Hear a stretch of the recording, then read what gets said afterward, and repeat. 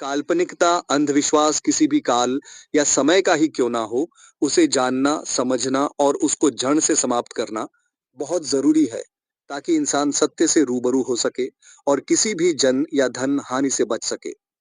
चाहे फिर वो ज्योतिष हो या कोई भी काल्पनिक धर्म, सभी के सकारात्मक एवं नकारात्मक तथ्यों को जानना अति आवश्यक है, ताकि हम स्वयं फैसला कर सकें कि हमारे लिए क्या सही है और क्या गलत। ज्योतिष का सच की श्रृंखला में आज हम जानेंगे कि ज्योतिष के माध्यम से सूर्य को लेकर जो भ्रांतियां फैलाई गई हैं, उनमें कितनी सत्यता है। वैसे तो विज्ञान के अनुसार सूर्य हमें प्रकाश, ऊर्जा देता है। सूर्य के प्रकाश में उपस्थित पराबैंगनी जैसी किरणें मानव शरीर के लिए हानिकारक भी हैं और कुछ लाभदायक भी हैं। यदि हम अधिक समय तक सूर्य के प्रकाश के सीधे संपर्क में रहे, तो वो हमारी त्वचा को नुकसान भी पहुंचाता है। कुल मिलाकर विज्ञान के अनुसार सूर्य का प्रभाव सभी इंसानों पर पड़ता है। हमने तो अभी तक केवल आकाश में ही सूर्य को उगते और डूबते देखा था, लेकिन वहीं दूसरी ओर यदि ज्योतिष की बात की जाए तो ज्योतिष के अनुसार प्रत्येक मानव की कुंडली में भी सूर्य उपस्थित होता है, जिसका प्रभाव पूरी तरह से विज्ञान के बताए गए प्रभावों से विपरीत एवं काल्पनिक है।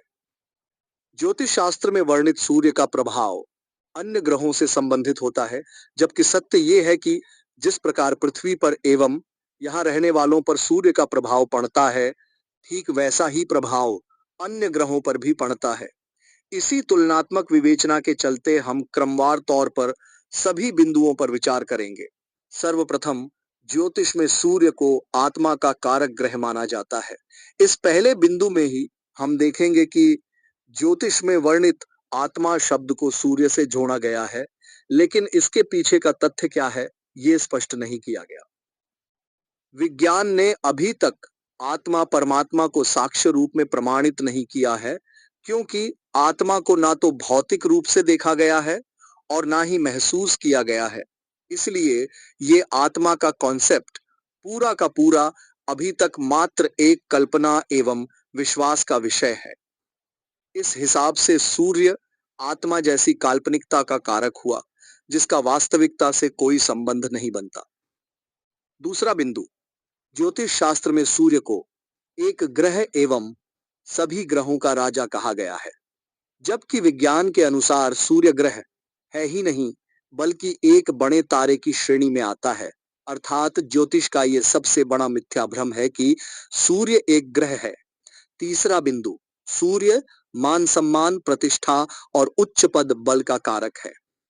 अब यदि हम इस पर व्यवहारिक रूप में विचार करें तो एक मजदूर जो दिन में सबसे अधिक समय सूर्य से सीधे संपर्क में रहता है, तो उस पर सबसे अधिक सूर्य मेहरबान होना चाहिए और उस दिहाड़ी मजदूर के पास मान सम्मान, पद, प्रतिष्ठा, उच्च पद आदि होना चाहिए। अब आप स्वयं सोचें कि क्या दिन भर मेहनत करने वाले मजदूर के पास ये सब कुछ होता है? चौथा बिंदु, ज्योतिष के अनुसार सूर्य की अच्छी स्थिति व्यक्ति को सिद्धांतवादी बनाता है। अब प्रश्न उठता है कि यदि 10 लोगों की कुंडली में से 2 की कुंडली में सूर्य की पोजीशन अच्छी है, तो क्या केवल वे 2 ही सिद्धांतवादी होंगे? शेष का कोई सिद्धांत नहीं होगा। जबकि मानवीय सिद्धांतों के अनुसार एक चोर के भी अपने कुछ सिद्धांत होते हैं और वो भी सिद्धांतवादी की ही श्रेणी में आता है। लेकिन ज्योतिष के ही अनुसार सूर्य मान सम्मान, पद, प्रतिष्ठा का भी कारक है और चोरी करना कोई सम्मानित या अच्छा कार्य नहीं माना जाता है और ना ही इससे कोई प्रतिष्ठा प्राप्त होती है। अर्थात ज्योतिष के ये दोनों नियम, या कह सकते हैं कि कल्पना, एक दूसरे की पूर्णतः काट करते हैं। पांचवा बिंदु, ज्योतिष के अनुसार सूर्य कार्यक्षेत्र में कठोर अनुशासन का कारक भी है। अब आप इस पर विचार करें, जब आप अपने ही कार्य के लिए किसी सरकारी दफ्तर में जाते हैं, तो कितने अधिकारी आपको कठोर अनुशासन में कार्य करते नजर आते हैं और कितने अधिकारी अपने सिद्धांतों के पक्के होते हैं कि वे किसी कार्य के लिए कोई लेन देन नहीं करेंगे। जबकि ज्योतिष के अनुसार बड़े बड़े सरकारी, गैर सरकारी दफ्तरों में बैठे अधिकारियों का सूर्य तो प्रबल होता है, फिर भी क्या सभी अधिकारी सिद्धांतवादी, कठोर अनुशासन प्रिय होते हैं?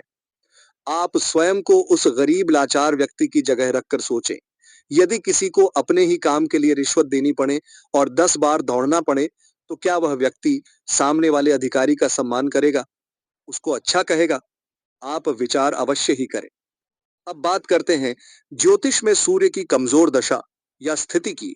ज्योतिष के अनुसार जब किसी व्यक्ति की कुंडली में सूर्य कमजोर यानी उसके फेवर में नहीं होता है, तो उस व्यक्ति को निम्न प्रकार की स्वास्थ्य संबंधी समस्याएं जैसे सिर दर्द, हृदय रोग, नेत्र रोग, पेट से जुड़ी समस्याएं हो सकती हैं। यदि हम इन स्वास्थ्य संबंधी समस्याओं पर विचार करें तो देश ही नहीं बल्कि संपूर्ण विश्व ही इन स्वास्थ्य से संबंधित समस्याओं से प्रभावित है। तो इसका मतलब ये बनता है कि लगभग सभी लोगों की कुंडली में सूर्य की स्थिति कमजोर होनी चाहिए।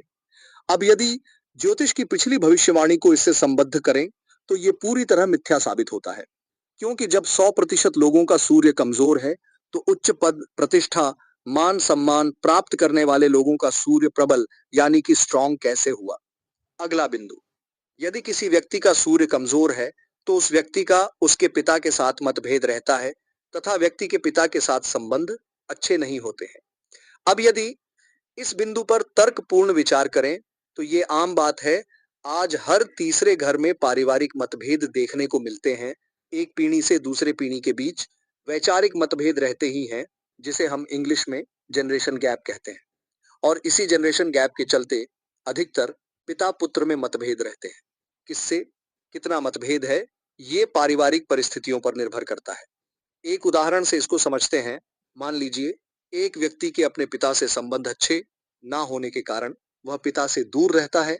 ज्योतिषी भी कुंडली को विचारते वक्त सूर्य की स्थिति कमजोर बताते हैं, जिसके चलते उस व्यक्ति के पिता से संबंध अच्छे ना होने की बात की पुष्टि करते हैं।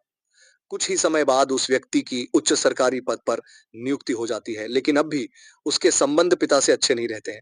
अब इस पर प्रश्न उठता है कि क्या उसका कमजोर सूर्य अपने आप ही प्रबल हो गया? और यदि सूर्य प्रबल हो गया है तो उसके पिता से उसके संबंध अच्छे क्यों नहीं हुए? क्यों अब भी मतभेद है पिता और पुत्र में?